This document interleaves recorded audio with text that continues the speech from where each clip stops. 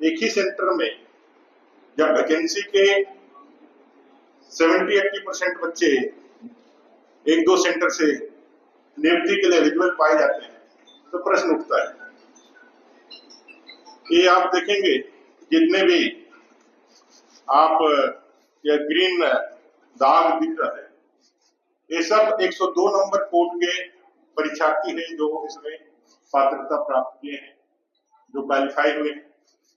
और 102 number code यह है आपके बोकारो जिले का एक श्रेया डिजिटल बोकारो, उस सेंटर का है।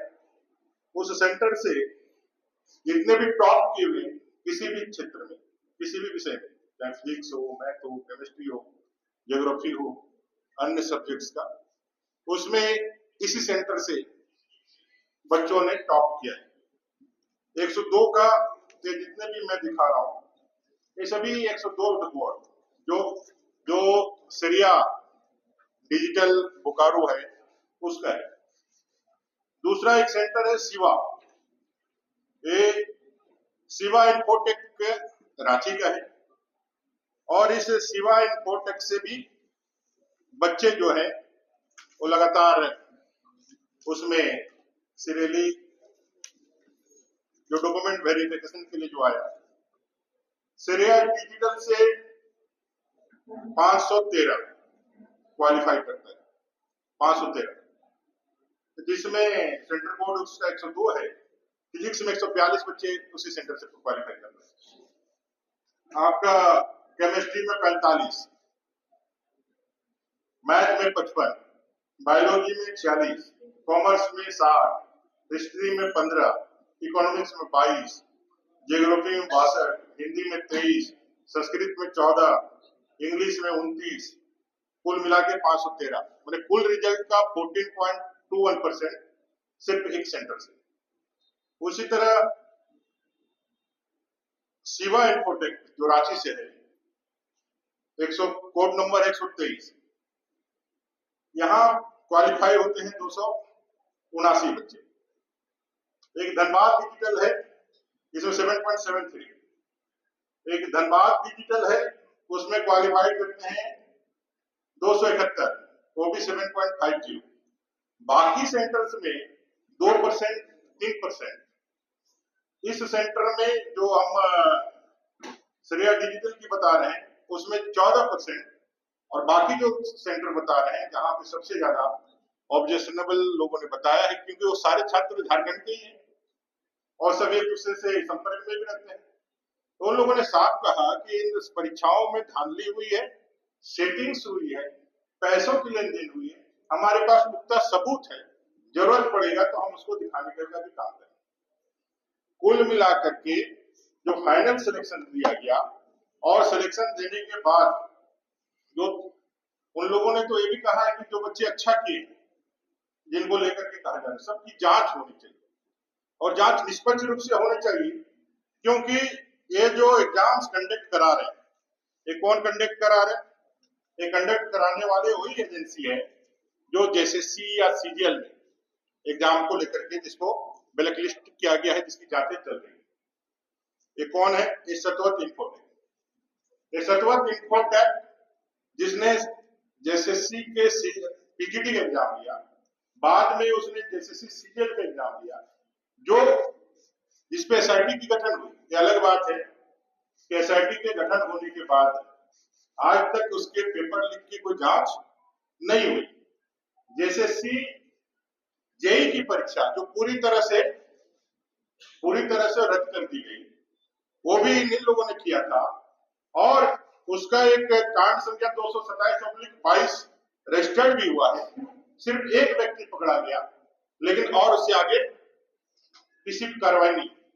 अन्य राज्यों में जहां भी पेपर लीक की घटनाएं हुई हैं, मास्टरमाइंड तक पकड़ा है, लेकिन यहाँ किसी को नहीं पकड़ा, कोई कार्रवाई आगे बढ़ी नहीं। एसआईटी की जांच उसी तरह ठंडे बस्ती में चली गई। लैब असिस्टेंट में कई गड़बड़ियों की हम लोगों ने बात करी। 80 मार्क ला करके एक अभ्यर्थी जनरल में क्वालिफाई कर गया और अपना होम डिस्ट्रिक्ट उसको पोस्टिंग मिल गया, वहीं 130 नंबर ला करके जो लोग जो है सड़क पर है उनको नहीं मिला है। OMR सीट भी अपने पास में है। अगली बार OMR सीट भी आप लोगों के लिए हम लोग सार्वजनिक कर रहे हैं। जैसे PGT में जो क्वालिफाई हुआ है उसमें मूक बधिर भी बोलने लगे हैं, जिनका सिलेक्शन मूक बधिर कैटेगरी में हुआ है, मूक बधिर के रूप में जिनको नौकरी या जिनको पात्रता दी गई है, उनसे फोन से बात करिए तो फोन से बात करते हैं। एक बड़ा घोटाला, एक बड़ा घपला इस राज्य के अंदर जब से सरकार बनी है तब से लगातार छात्रों के भविष्य के साथ खिलवाड़ कर 5 लाख बेरोजगारों को रोजगार देने का वायदा करके आने वाला सरकार, 5,000 और 7,000 बेरोजगारी भत्ता देने का वायदा करके सरकार में आने वाला सरकार, ये नहीं कर पाए तो राजनीति से संन्यास ले लेंगे, ऐसे बड़बोलापन बोलने वाली सरकार आज युवाओं के नौकरी देने की बात करके नौकरी बेचने का काम कर रही है। बात नौकरी देने का हुआ था, लेकिन काम नौकरी बेचने का होता है। एक पूरा गिरोह यहाँ काम कर रहा है। उसका मास्टरमाइंड कौन है? लगातार जो परीक्षाएं रद्द हुई, परीक्षाओं में धांधली हुई, परीक्षाओं में जांच रखी, परीक्षाओं को लेकर के युवाओं ने आक्रोश दिखाया, इसका मास्टरमाइंड कौन है? कौन इसको संरक्षण दे रहा है? इसका आज तक कहीं से भी जांच अपना जो है मुकाम तक नहीं पहुंचा है। वो SIT की जांच हो, चाहे फिर अपना जो FIR हुआ है FIR की जांच हो, कोई आगे नहीं बढ़ा। कुल मिलाकर के सरकार जो है, इस सरकार के ही इशारे पर जैसे CQ जो है सिर्फ प्रयोग का एक टूल बना करके कर रही है। मेरा ये कहना है कि सरकार इन सारे विषयों की जांच करे। PGT की परीक्षा जो धांधलियां सामने आ रही है उसकी जांच करिए।